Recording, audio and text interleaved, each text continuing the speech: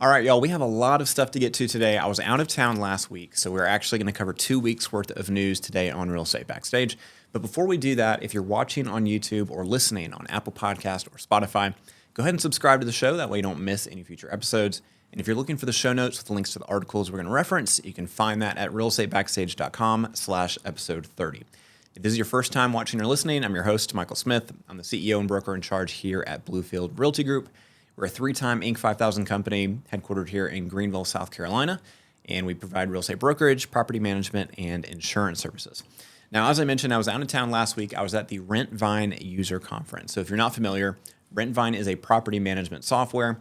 It's a company that we've recently switched to in January of this year. We were previously using a software called Buildium for our property management division. In January, we made the switch over to Rentvine. It's been a little bit of a bumpy transition. There have been some pros and some cons, some things that we do like, some things that we don't like.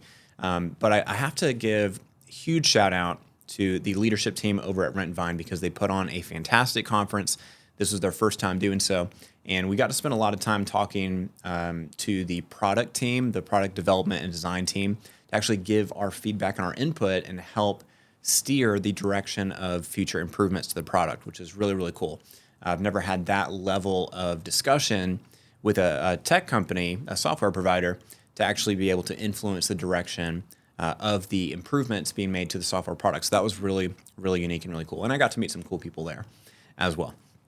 Now, before we jump into the news, I want to make you aware of an opportunity that we have here at Bluefield Realty Group. So if you are in the Greenville, South Carolina area, if you have your broker's license, if you have experience training and coaching agents, there's a spot opening up on our managing broker team. This is an on-staff position, so there's a salary. There are bonus commission opportunities available.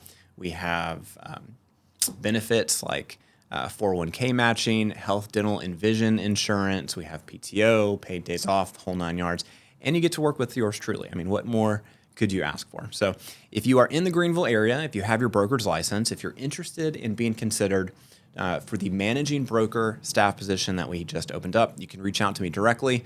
Send me an email with your resume to michael@bluefieldgroup.com. Or you can send it to hello@realestatebackstage.com, and that'll get to me as well. All right, so we're going to jump into the news. We're going to start with the federal court, which has blocked Trump's Liberation Day tariffs. This is according to Housing Wire. Quote, a federal trade court has blocked President Donald Trump's efforts to impose broad tariffs under emergency powers, ruling the move exceeded the authority granted to the president by the 1977 International Emergency Economic Powers Act, the IEEPA. A 3-judge panel of the U.S. Court of International Trade issued the decision on Wednesday, siding with plaintiffs who argued that Trump's use of the tariffs, including the 10% tariffs imposed on the April 2nd Liberation Day, violated U.S. law and created economic turmoil. The worldwide and retaliatory trade orders exceeded any authority granted to the president by the IEEPA to regulate importation by means of tariffs, the court wrote in its ruling. The Trump administration is expected to appeal the decision. Trump argued that the country's long-standing trade deficits amounted to a national emergency, giving him the authority to act without congressional approval. Plaintiffs in the lawsuit included small businesses and a group of states led by Oregon, argued that the IEEPA does not authorize the use of tariffs and that the trade deficit does not meet the law's threshold for an unusual and extraordinary threat, unquote. So I said this at the time last month. I think a lot of us saw this coming. Now, whether or not this will stand is a different story. This was an initial injunction placed by this court, but of course the Trump administration is highly likely to appeal it. And this is not going to put the brakes on all of the tariffs. Some of the tariffs were instituted using other legal mechanisms, but the portion of the tariff regime that was implemented based on this claim of a national emergency where these trade deficits with other countries constitute an urgent threat to national security. I really don't see how that's going to stand. That's very specious to make that claim. To look at a country like Nicaragua, okay, we have a big trade deficit with Nicaragua. It is a much smaller, much poorer country. The fact that we buy a lot of coffee from Nicaragua and Nicaraguan citizens don't import a lot of American manufactured goods, I hardly see how you can make the case that that constitutes a national emergency. And tariffs are taxes. We've talked about this on the show before. And taxes are supposed to be initiated by Congress. So if you can't actually make the case that the tariffs are solving some type of national crisis, national emergency, something that undermines the security of the country, then the tariff regime in this particular case really should initiate within the legislative branch of government and then be signed into law by the president. So I think this is something that was very foreseeable. Whether or not it's upheld on appeal is a different story, but Trump is going to pivot. He might find some other legal avenues to put these tariffs into place. But the stock market, of course, did react very positively to the news. As we've learned over the last month and a half, the stock market really does not like tariffs. So when this news came out that the federal court put this injunction in place and blocked a big swath of these Liberation Day tariffs, the stock market did jump on that news. All right, so in other news, there are some rumors that Anywhere, which is the parent company of brands like Coldwell Banker and Better Homes and Gardens, is set to possibly acquire Douglas Elliman. Now, this is according to Inman. Quote, just weeks after hiring a new M&A executive, Anywhere Real Estate Inc. is rumored to have offered a merger deal with Douglas Elliman Inc. that would give the firm's share price a nice boost. The news came in just before the holiday weekend on Friday, Bloomberg reported, via sources who are said to have knowledge of the potential deal. The offer reportedly would value the boutique luxury firm at around $4 per share, which is lower than what Douglas Elliman would be likely to accept, according to one of Bloomberg's sources. Representatives for Anywhere and Douglas Elliman declined to comment on the speculative news. Still, the whisperings of a potential deal were enough to send Douglas Elliman's stock price on an upward climb. The firm's price per share rose by more than 35% on Friday and closed trading for the week at $2.90. By market's close on Tuesday, shares rose even further to $3. Douglas Elliman, which is headquartered in New York City, has a strong foothold on the East Coast and in recent years has expanded its business to Texas and a handful of western states, including California, Colorado, and Nevada. Douglas Elliman has gone through a bit of a rough patch in recent years, facing a string of losses as reported in quarterly earnings. Losses have improved in recent quarters, however, with the firm's net loss lowering to $6 million during the first quarter of 2025. Now that's compared to $42 million in net loss during the same period the previous year. The fourth quarter of 2024 was the first full quarter during which the new CEO, Michael S. Leibowitz, was at the helm, and Leibowitz has sought to frame this period as a new era for Douglas Elliman, unquote. So we've seen a huge uptick in mergers and acquisitions recently. We've talked about this in prior episodes of the show. Not surprised at all. This is what happens when the market is difficult. Rather than growing organically, a lot of companies turn to mergers and acquisitions in order to gain market share.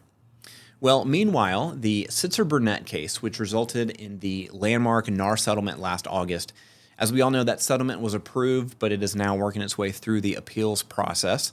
Most of us are pretty confident that it will be upheld on appeal. However, there are some rumblings of some different legal theories that are now being asserted in briefings during the appeal that have some people questioning whether or not the NAR settlement is actually going to stick. This is according to Real Estate News. Quote, while much of the real estate industry has closed the chapter on commissions litigation, ongoing court battles over the settlements still have the potential to upend the deals. The U.S. Court of Appeals for the Eighth Circuit is currently reviewing the settlements reached between brokerages and other industry players, led by the National Association of Realtors, and the home sellers in the Sitzer-Burnett case. In recent weeks, briefs were submitted by those appealing the case, including Tanya Monastir, a law professor at the University of Buffalo School of Law. Monastir believes the damages were too low and the attorney's fees, which totaled 1/3 of the $1 billion settlement fund, were too high. She previously laid out this concern in a lengthy objection filed last October, which was ultimately dismissed by the judge overseeing the Sitzer-Burnett and Gibson cases. That, of course, is Judge Stephen R. Bowe.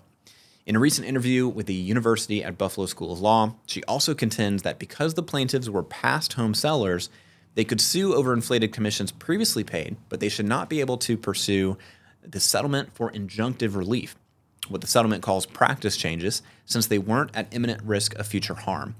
Lawsuits and settlements can only resolve actual cases or controversies. They can't purport to change industry rules and then claim that those changes are a benefit to past home sellers. And that is exactly what happened here, Monastir said in the interview. If the Eighth Circuit accepts my argument, then they have to invalidate the settlement in its entirety, and we are back to where we were a year and a half ago, unquote. So the point that she's making here is the class of plaintiffs, the home sellers that brought the lawsuit against the National Association of Realtors and a handful of other large national brokerages, they had standing to sue based on actual damages that they incurred. Keep in mind, these are people who had recently sold their homes. They had hired a realtor and they had listed their property in an MLS. And the claim was that their commission rates were inflated because they were forced or pressured, not just to pay the listing agent, but also to pay the buyer's agent. Now, what Tanya Monastir is saying is that they had standing to sue for the actual damages they incurred, but they don't really have the standing to sue for practice changes because there's no evidence that these people were planning to sell another home in the future.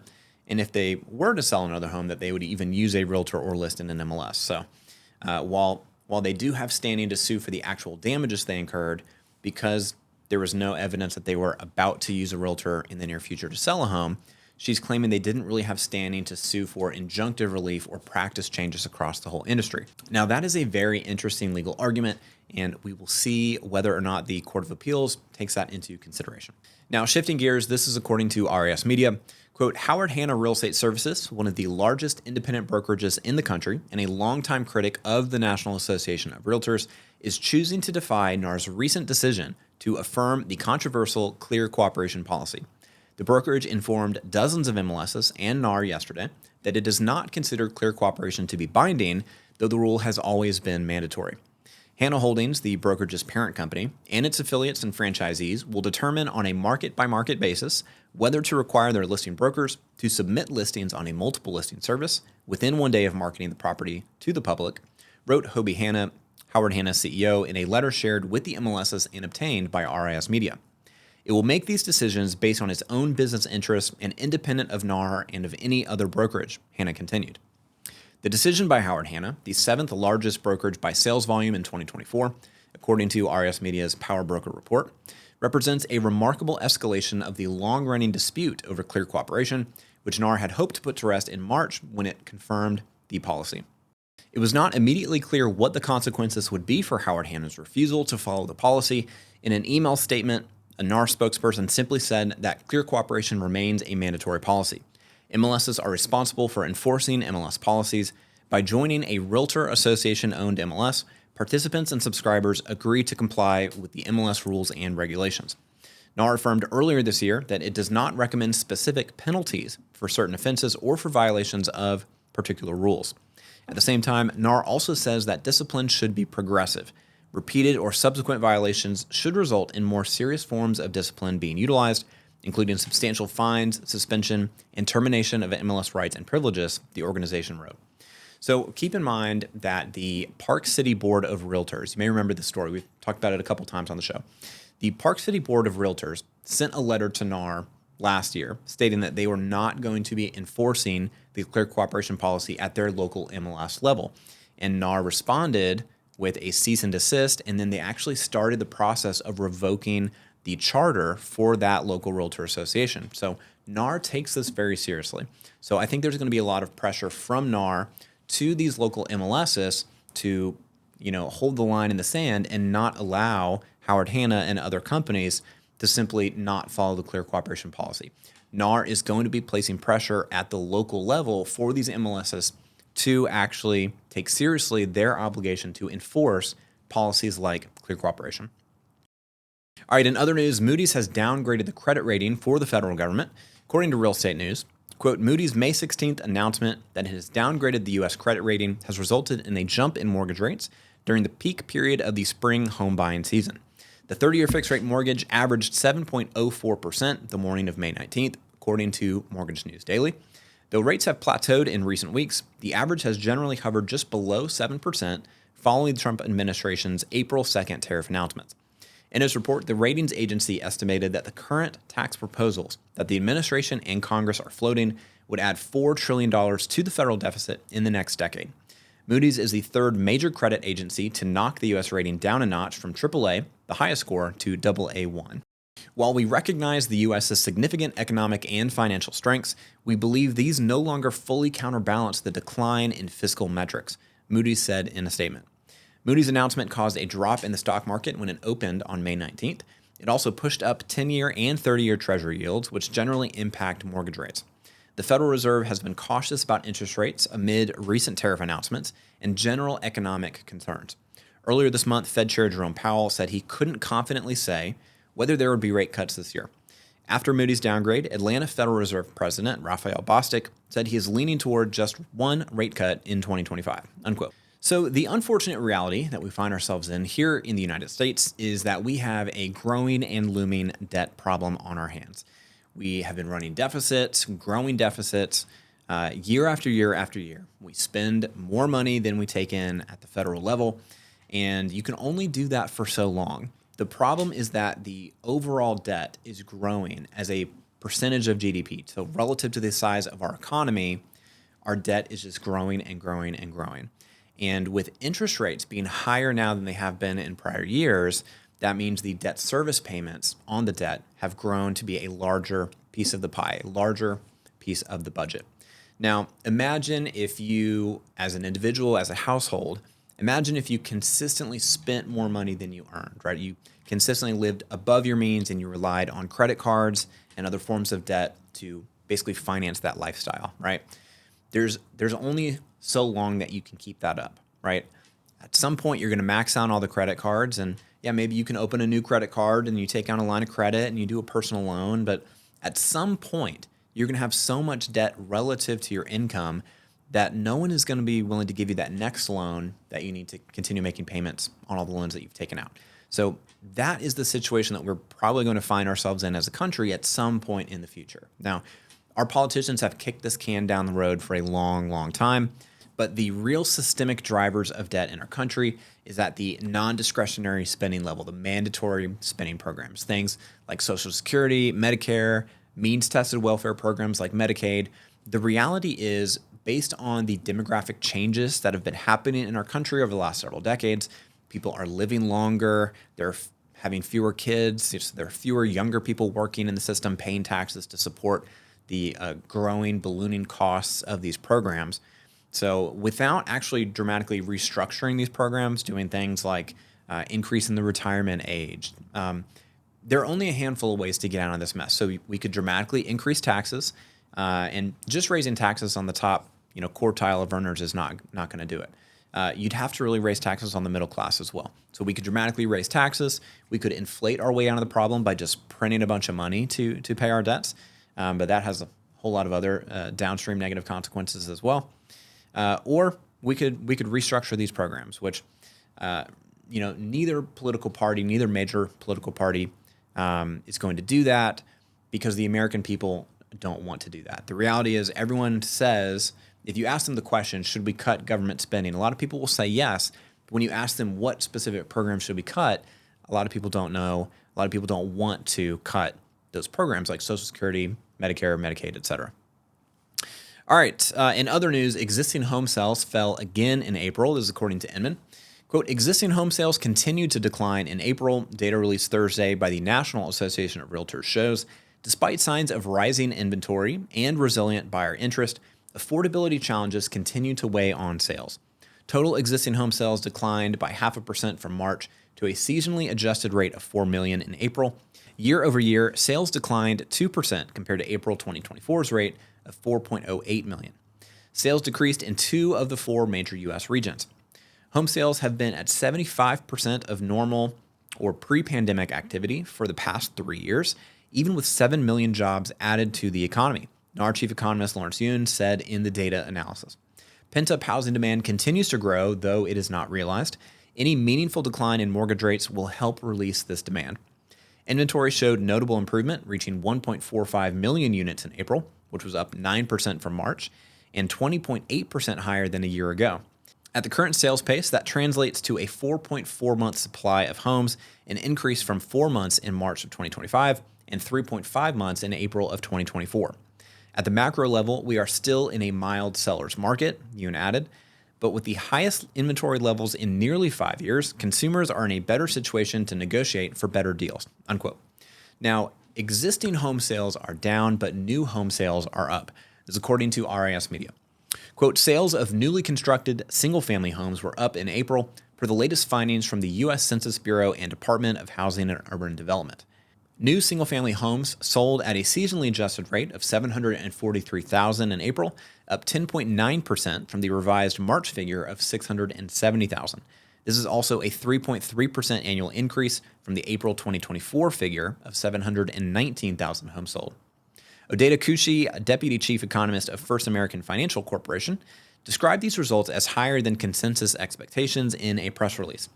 These results come despite unfriendly buyer conditions such as affordability concerns, high mortgage rates, and direct reports of declining consumer confidence in the economy driven in part by tariffs.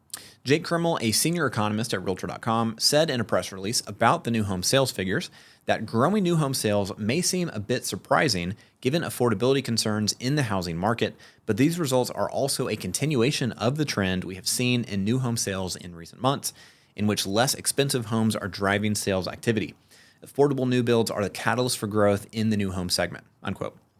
So this was the story pretty much all of last year. New home sales were up, existing home sales were down.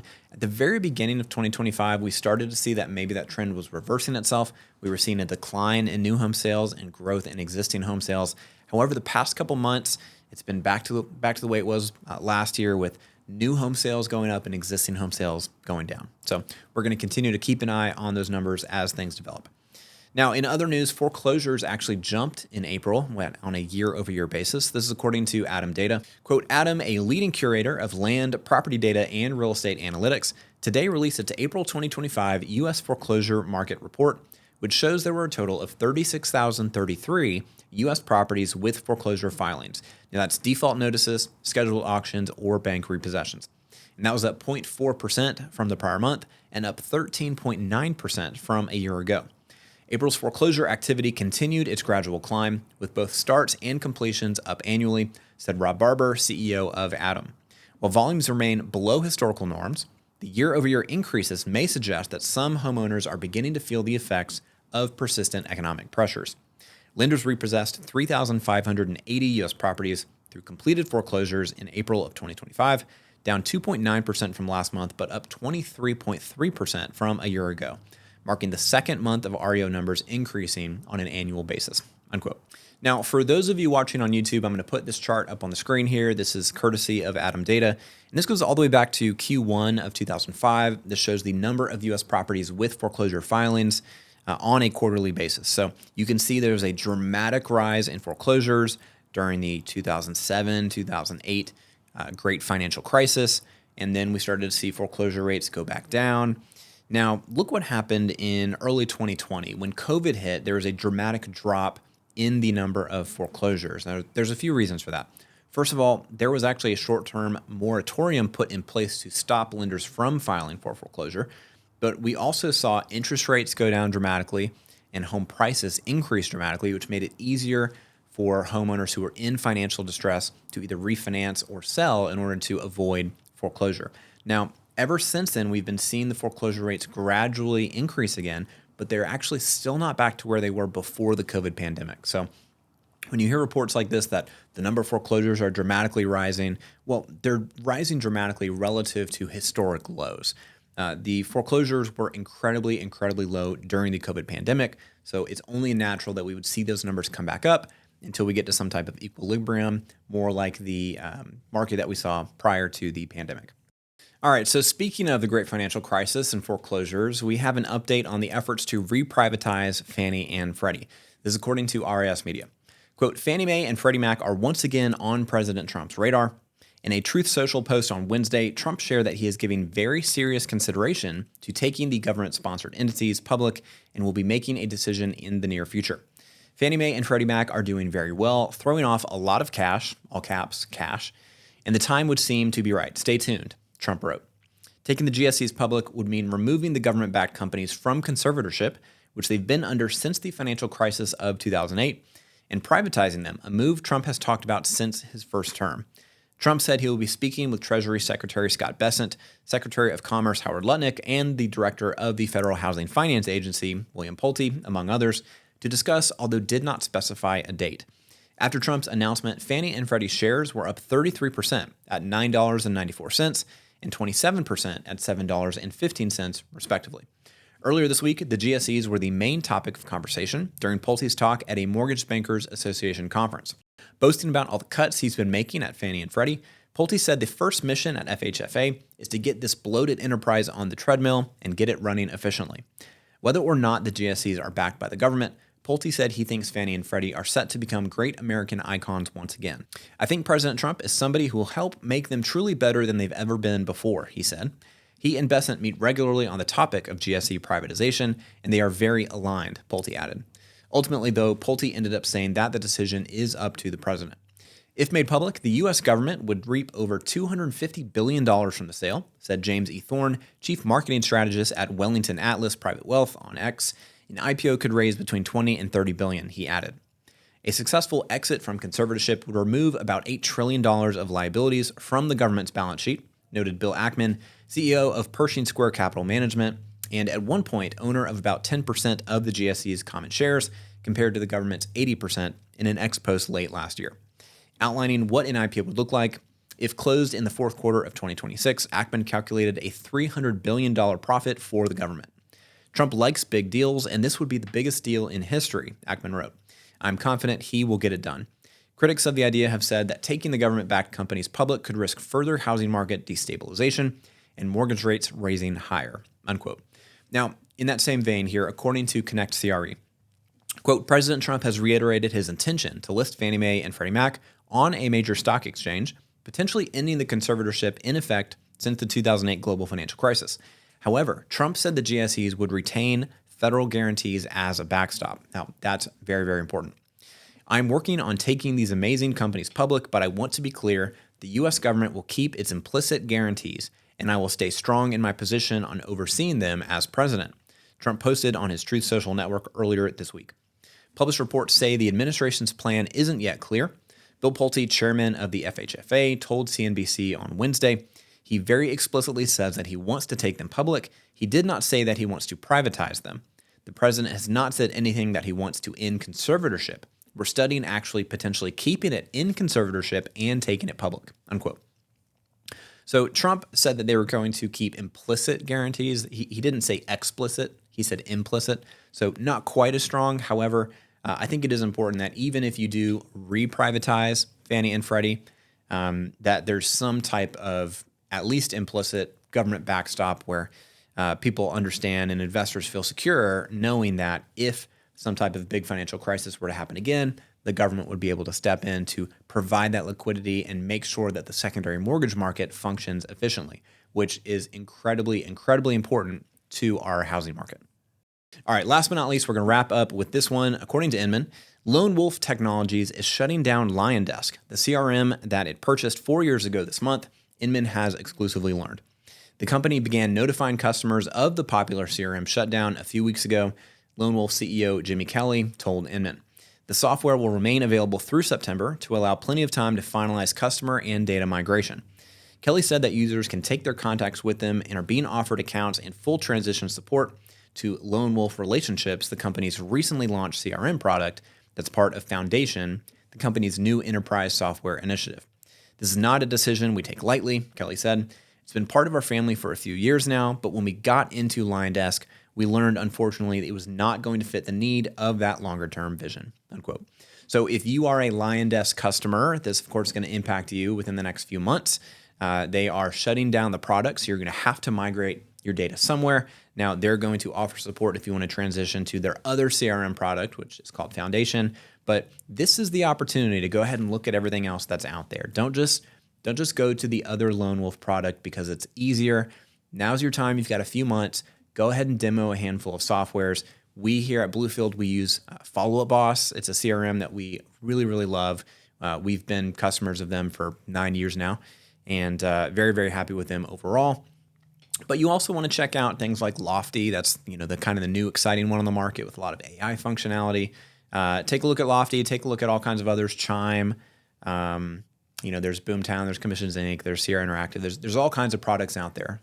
I, of course, highly recommend Follow Boss, so it's worth taking a look at that one. And, I don't get paid anything to say that. I'm just a happy customer. All right, y'all, that's a wrap for today. Just a reminder, you can find the show notes from today's episode with links to all the articles at realestatebackstage.com/episode 30. And I'll see you here next week with another behind-the-scenes look at the real estate industry here on Real Estate Backstage.